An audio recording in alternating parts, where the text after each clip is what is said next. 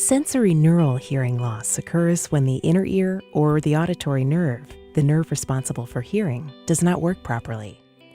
This type of hearing loss is considered permanent. Let's take a closer look at sensorineural hearing loss in this video.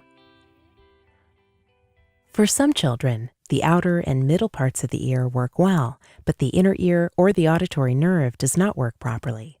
This is called sensorineural hearing loss. Usually, sensorineural hearing loss occurs when the hair cells in the cochlea are not working as they should. There are two types of these cells: outer hair cells and inner hair cells. The job of the outer hair cells is to make soft sounds louder inside the cochlea. The job of the inner hair cells is to convert the movement of fluid in the cochlea into electrical signals, which are then sent along the auditory nerve to the brain. When hair cells are damaged or missing, sound is not transmitted properly to the auditory nerve. This results in hearing loss. Some children with sensorineural hearing loss can also have damage to the auditory nerve. The degree of hearing loss will depend on how much the hair cells and the auditory nerve are affected.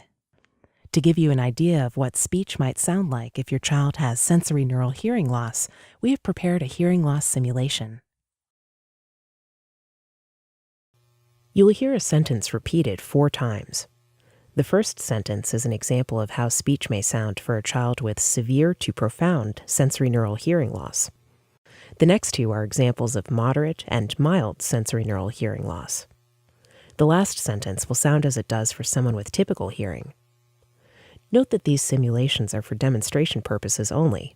Your audiologist can talk to you about your child's hearing levels.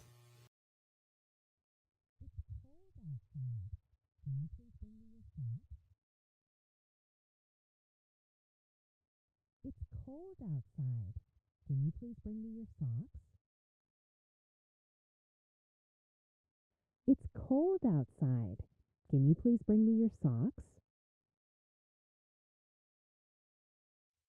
It's cold outside. Can you please bring me your socks?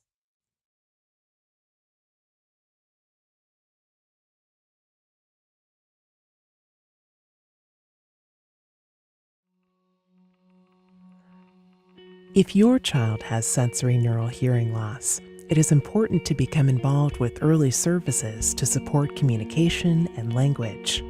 Your healthcare team is available to support and guide you every step of the way. Parents tell us it is also very helpful to talk to other parents of children who are deaf or hard of hearing and to meet adults who have grown up deaf or hard of hearing. Your audiologist and early intervention team can help you make these connections.